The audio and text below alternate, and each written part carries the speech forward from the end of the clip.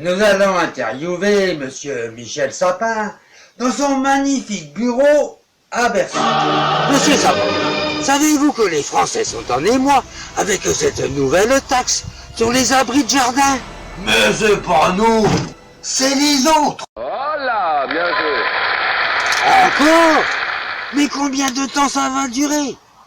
Mais cette taxe a été votée en 2010. Oh là là!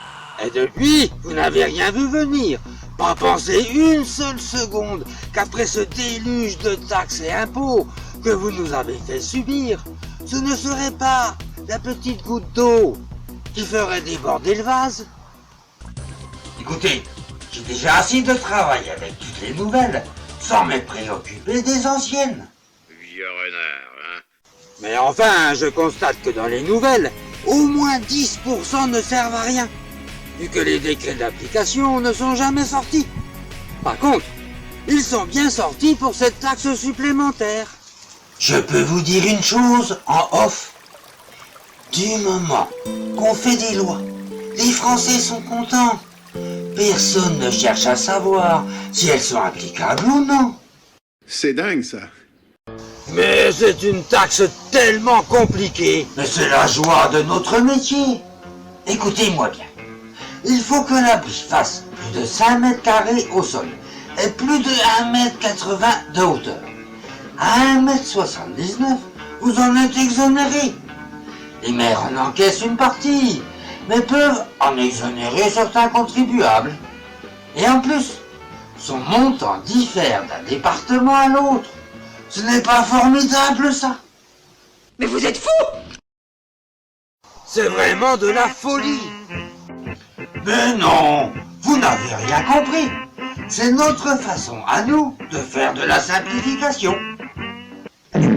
Tout en montrant notre génie créatif. N'importe qui serait capable de faire des lois simples, mais c'est uniquement les hautes études qui permettent ce raffinement. Allô? Tu veux jouer avec moi? Mais enfin, cela ne sert qu'à ranger sa pioche, sa pelle, sa tondeuse.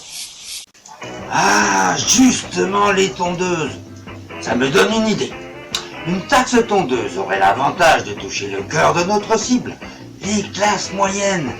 Elle pourrait même rapporter autant que la taxe carbone divisée par le carré de la taxe tampon hygiénique, multipliée par l'assiette de la taxe pique-nique. Et vous allez relancer la taxe pique-nique? Mais vous êtes fou! Mais c'est pas nous, c'est les autres. Et avec la COP 21, pas de problème. Ça va passer comme une lettre à la poste. Je peux vous parler en off. Il suffit de dire qu'une taxe est bonne pour la planète et ça passe tout seul. Ça marche à chaque fois et personne n'ose protester. Et donc, lutter contre les cabanons. Mais ça n'a aucun rapport. Mais si, il faudrait taxer les gens qui pique-niquent devant leur cabanon de plus de 1,80 m de haut. Le soleil aurait-il carbonisé vos neurones? Mais comment faire? Et alors, tous ces portiques de la taxe poids lourds qui ne servent plus à rien, on va les remonter dans les jardins et flasher les tondeuses sans plaque d'immatriculation, pouvoir mesurer exactement la hauteur du cabanon, s'assurer que la nuit, les voleurs ne se fassent pas mal et ne puissent pas vous attaquer pour mise en danger d'autrui.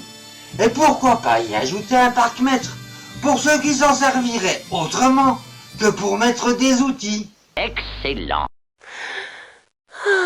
Vous nagez en plein délire. Mais non, c'est de la créativité fiscale. Notre pays est très souvent désigné comme le plus réglementé de la planète. Tous s'accordent à dire que notre génie fiscal est sans limite, ce qui prouve le sérieux et justifie le nombre considérable de nos fonctionnaires et administrations. Mais enfin, depuis plus d'1 an, vous nous bassinez avec vos simplifications. Parce que vous y avez cru? Il faudrait être con, excusez-moi le terme, pour scier la branche sur laquelle nous sommes assis. Ces gratte-papiers, ce sont l'équivalent des gardes rouges sous Mao. Des gens tout à notre service, qui savent parfaitement grâce à qui ils ont leur job. Et nous n'allons certainement pas en diminuer le nombre. Il n'avait rien compris, rien compris. Il n'a rien compris. C'est bien aussi à cause de ça que le chômage continue d'augmenter.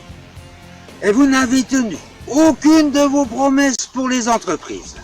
Nous sommes élus, pas elles. L'économie doit être à notre service, et pas le contraire.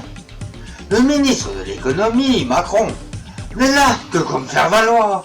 Il ne faut pas le répéter, mais c'est la carotte des entreprises. Elle est pas belle, ma carotte? Eh ben, je comprends mieux le bordel actuel.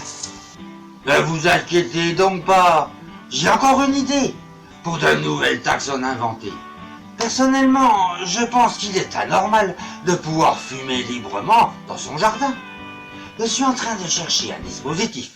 Ah voilà! Taxer les fumeurs de plus d'1,80 m dans leur cabanon sans détecteur de fumée. Vous pouvez être fier de vous. Et vous ne pensez pas que les gens vont se révolter? Vous rigolez? Déjà le général de Gaulle traitait les Français de veaux. De toute façon, avec l'état d'urgence, on les tient.